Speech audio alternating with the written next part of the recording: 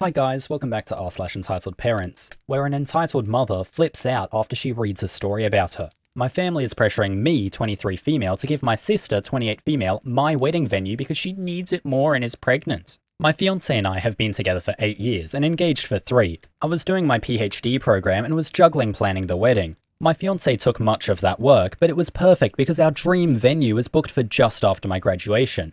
So what we did was book our dream venue 3 years in advance. It is really a beautiful venue. The only slot we got was September of this year. My sister got engaged a few months ago to her fiancé. They are planning on having a spring wedding next year. They had no venue lined up, but had a few vendors lined up as well as a set date. Yesterday, our parents invited us and our significant others to a family barbecue, where my sister announced to our extended family that she is expecting. Everyone was so happy for her and my brother-in-law, who was a great guy. My nan asked my sister if the wedding was still set on that date or if they were going to wait because of the baby. She said no because she hoped to move it to September this year. No big deal, we don't have many out-of-town guests, so they could attend both weddings no problem. Nan was happy and asked sister if she needed some help planning, seeing as there's such short notice of the wedding. My sister then turns around and said, "That's what I wanted to talk to you about. I was really hoping I could kind of take your venue. I really cannot stress myself too much with wedding planning while going through the maternity classes, and I think it would be so beautiful and it would really mean a lot to me." The room went silent, but everyone was looking at me expecting me to say, "Yes, of course, anything for my little sister." My brother-in-law looked very uncomfortable and told her that we had talked about this and that it was not okay to just put me on the spot. But my sister said, "Don't be like that. My sister wants to do what's best for me, so it's no big deal, right?" I just said, "Well, it kind of is." I don't know, I have my heart really set on this venue. Cue the crying, and she stormed off. Nan told me that I was being selfish because she needs the venue more than I do. I tried to defend myself, and my mother said, "You waited 3 years. Would it have killed you to wait a few more months? When has your sister ever asked you for something?" A few comments later, and my fiance got really mad, and we left. My sister called me crying and said that it was unfair that I always get what I want, that I could have done the one thing that is right for her. Dad just said that it's a venue, and what matters is the person who you are marrying. He is kind of right, but we have been planning this for so long. On a side note, if it only matters who you're marrying, why does the sister care so much? My fiance is furious with my family and doesn't even want my sister to come anymore. Now my family is threatening to not come at all because I am being selfish and my sister needs it more than me because she's having a baby and it would be too stressful. My brother-in-law called me and apologized for the inconvenience. He told me that he had discussed it with my sister and she had told him that she would not ask. He is properly mad with her now and warned me that my sister is blaming me for potentially ruining her marriage. My father has sent me about 5 texts along the lines of, "I hope you are happy your sister hasn't stopped crying since yesterday," and so on and so on. My fiance and I have decided to boot my sister from the bridal party and replace her with my aunt, who is the only family member that took my side. We have not yet decided whether or not we will invite my family as a whole. Furthermore, my mum took it upon herself to tell on us. She called my fiance's parents and has told them, claiming that it would be best if my sister gets it because she is pregnant and preeclampsia runs in the family, whatever that means. My future father-in-law told them to F off and basically ripped my mum a new one for expecting something so ridiculous, and that they were going to lose me if they kept playing favourites. So my mum is now crying too and saying that my father-in-law is a bum. This is just getting so pathetic, it seems straight out of a bad soap opera. My in-laws are driving to us currently with some supper and wine and basically told me not to worry and that no matter what happens that they will be my safety net. I cried of happiness. After posting this, the story blew up all over social media and even mainstream media ending up on some news sites. So OP was forced to make an update. My sister saw this story while browsing on her Reddit account. She lost her mind. She accused me of painting her like a loony and misinterpreting facts. She wouldn't have found it, but it was reposted everywhere online. She said that I was being unfair, that she is family, and that she asked nicely because she loves me. She also underlines the fact that the opinion of internet strangers doesn't count because family is far more important and I should focus on making my family happy. The only text I sent back was this: "I am sorry that you perceived it that way. I did not in any matter distort what happened. As you might notice, I didn't describe your tone nor exaggerate anything. Perhaps you have that night different in your mind than I do, but I digress. I am sick and tired to bending to your will. My whole life I have been your servant and your doormat. Remember all the birthdays I had to share with you because you would throw a tantrum because you didn't get any presents. Or when you cried so that I would fill out job applications for you. But the thing that has hurt me most till now is when you ruined my graduation. I am done. I admit that I also spoiled you, but I will not any longer. If you want to marry so bad before your baby is born, then you could look at Hotel X, that offers last-minute weddings. I've spent too much time planning my wedding to gift it to you, and if you want to ruin our relationship over this, then go ahead. I will sleep sound and safe knowing that it wasn't my fault. She only sent me a, "Wow, you must love me so much," and then blocked me. She unblocked me this morning to send me this. It was a message from the wedding planner. "Hello dear, I got the message from your mother and will proceed with the rebooking of the venue on the spot. However, this will have extra costs as we have to change the names on the contract. Please come by my office tomorrow so we can sign the new contract." My sister then replying with, "That's great, I'll be there at 9. My parents haven't actually written to me since the whole thing with my father-in-law. My older brother, who wasn't at the barbecue and originally couldn't come to the wedding, contacted me and wanted to know what happened because he got a weird story from mum and dad. Mum and dad had told him that I offered previous to the barbecue to give up the venue to my sister and that I humiliated her on the day.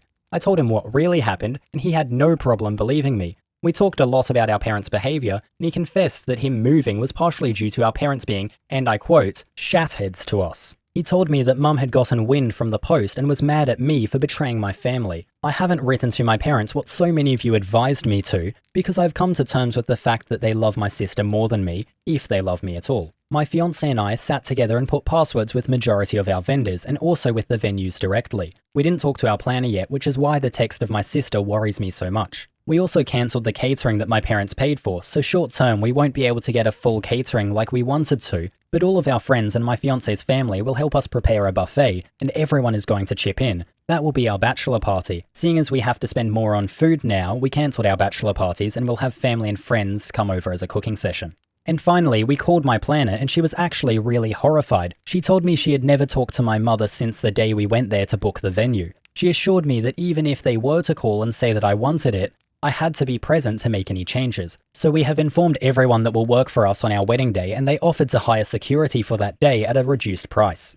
OP, you are so lucky to finally be rid of your family. They don't deserve to show up at your wedding anymore and you shouldn't invite them. They have proven themselves to be unworthy of your love and do not need to be in your life going forward. I, for one, vote you cut off the excess baggage and move on with your life and don't ever look back because they don't care about you, why care about them? The next story is called Sister's Birthday Ruined by Entitled Mother and Her Daughter. It is posted 8 years after the event and the entitled mother still knows it's about her when she finds the account. This incident happened 8 years ago. It was my sister's birthday and a lot of my family members from my dad's side were invited. My dad's sister, who will be called Entitled Mother henceforth, and her daughter, Entitled Child henceforth, were visiting us after a lot of years because they moved to California. So Entitled Mother wanted her daughter to be the center of attention since the moment they came in. Entitled Kid was about 7 years old, and everyone was quite taken with her because she spoke in an adorable accent.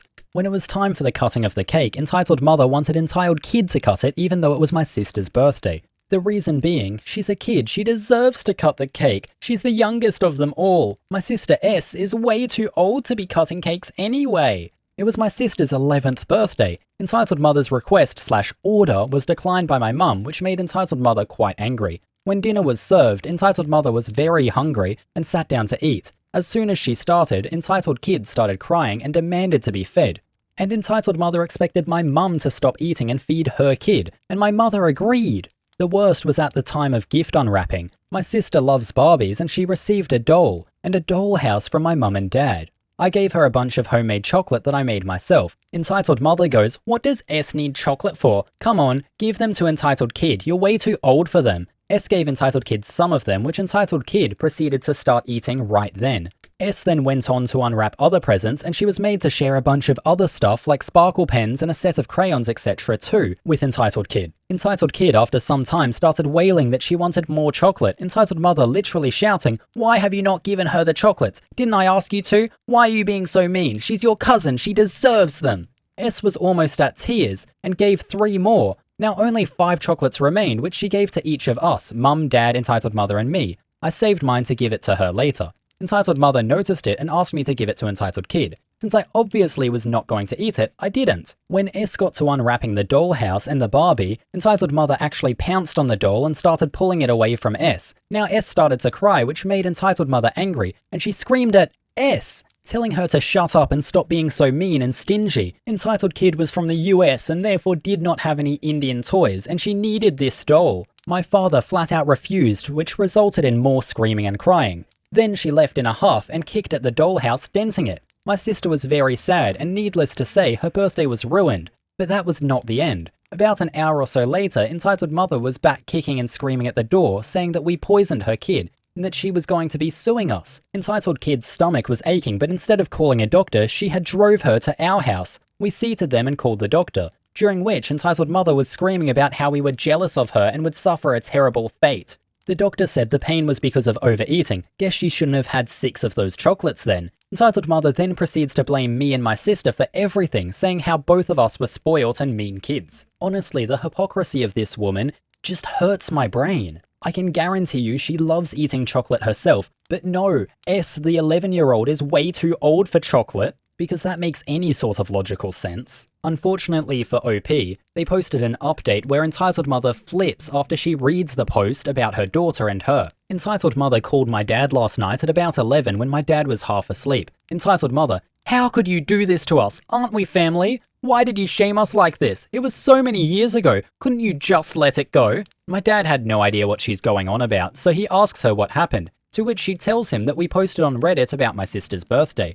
My dad, who doesn't know and doesn't care about what Reddit is, and asks her what the big deal is. Entitled Mother, wow, so your daughters do stuff without telling you? You should keep an eye on them. Don't let them get out of hand. You should have taught them manners. My name just exposed us and shamed us online. Dad, what are you saying? How did she expose you? She hasn't even talked to you in years. Entitled Mother, she posted a story about us, and as soon as EC read it, we knew it was about us. I didn't divulge any names in that story, not even mine. Dad asks me if I did that and why, so it took a total of 15-20 minutes to explain to Dad what Reddit is, and then what I did. I tell him that I have just narrated a story and I haven't exposed her identity in any way, so Dad just hands me the phone so I can explain it to her. As soon as I say hello, Entitled Mother starts screaming at me so loudly that it can be heard outside the phone. Entitled Mother, you B-word, how could you do that? Who do you think you are? You poisoned my child and then make it up as though I was overreacting? Take that post down right now and apologize for it on that subreddit. If you don't, I'm now gonna sue you. What the heck? I'm now so angry that I just say no, I won't do anything of the sort, and that I would like to see how you're going to sue me all the way from California. Entitled Mother then proceeds to call me and my sister whores among similar things. My dad takes away the phone and asks her to not ever contact any of us again and blocks her. So hey there, Aunt Sheila. I hope you read this. It's honestly such a power move to, after not giving any names and then being called out on a story where you didn't name her and it wasn't defamation at all, to now name drop her because she definitely deserves it. The irony, however, that an entitled parent is reading Entitled Parents and then is able to recognize their own actions. I think the real reason why Entitled Mother has such a problem with this post is that all of her friends in California have been told a completely different story that's just similar enough that they'll be able to know that she's lied to them. People hate to be called out for something like this, but people hate it even more when they're caught lying about it. The final story of today is Entitled Kid sexually assaults my daughter, finds out the hard way she's been taught to take care of herself. But before we get into this story, don't forget to like and subscribe as I'm trying my best to post as much as I can, as I slowly work my way up to once a day. A little background, I'm an Iraqi war vet and I believe in teaching the women and girls in my life to defend themselves. So from the very young age of 4, I've been teaching my child to defend herself. Story time. I'm at work one day and I get this call from my daughter's school. I go outside to answer the phone and the conversation goes like this. Principal, hello Mr. Terminator, I need you to come pick up baby Terminator. Me, can I ask you what this is about? Yes, your child has been in a fight and needs to leave the school premises. What do you mean she's been fighting? What happened? I mean, she wouldn't just pick a fight. Well, from what we can tell, Entitled Kid was running up behind her and grabbing her bum. She apparently warned him to stop, and when he wouldn't, she knocked him out cold. So, I'm confused. What's happened to the boy then? Well, your daughter seems to be the aggressor, and we need her to leave, and she is going to be suspended.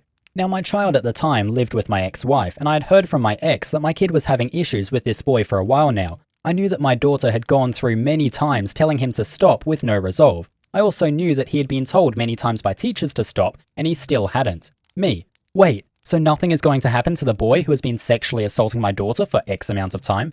Well, Mr. Terminator, she did strike him once and knocked him out. She needs to learn that violence is not the answer. She needed to bring it up to the attention of a teacher.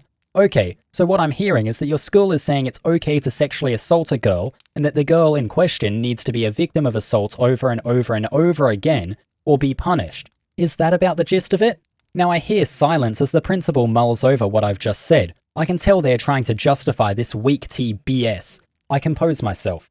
Me. So here's what's going to happen next. You can either punish both or punish none of them, because I promise you the last thing you want is me in my dress uniform and TV reporters showing up, blasting your whole school over this. Now I can understand that her punching this brat is unacceptable, but what I will not take, and neither will she, is him not being punished as well. Do I make myself clear? Silence from the principal.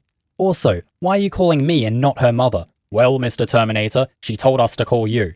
You listen to me, and listen good. I swear to you and God that I will not put up with this. I demand a meeting with you, her teacher, and this boy's family. If I can't make it, my ex-wife will. And if this isn't resolved to my liking, I will bring a holy hell upon this whole stick house you've built for yourself. Do you understand me? Yes, sir. Good. Call my ex and let her know the time and date. We will coordinate things from there. I hang up, and I call my ex. She agrees with me, and I go back to work. About a week later, there is a meeting, but unfortunately, I have work, and my ex has to go in instead of me. From what I am told, this boy's family tries to play it off as, "Aw, boys will be boys," and tries to get my daughter expelled. There are times when I remember why I originally married my ex, and this is one of them. She proceeds to tell them that the last thing any of them want is for me to get involved more than I already have been, and that if I have to, I will bring it all burning down, every single brick, one by one. The outcome was that they were both suspended for 4 days, and the boy moved to a different class. I never got a call like that again. Moral of the story, my kid's a badass, and got a cake for sticking up for herself, and a lot of love from both parents. Sorry for not being clear, she was only 7.5 at the time of this incident. OP, you handled this situation perfectly. This principal was completely and utterly in the wrong. It is substantially worse what this boy is doing, and the parents are encouraging it. They haven't even tried to put a stop to it. If the parents aren't doing anything, and the teachers aren't doing anything, who's supposed to do something? Teaching your daughter to fight from a young age was the perfect thing for you to have done in this situation. And guaranteed this boy will stop picking on her from this point forward. Besides, if the school kids weren't already making fun of him for being a creep, they'll now be making fun of him for being knocked out after one hit from a girl. And oh no, he might have caught cooties through this. Anyway guys, thanks for tuning in. Don't forget to like and subscribe. That's all for today. Catch you later.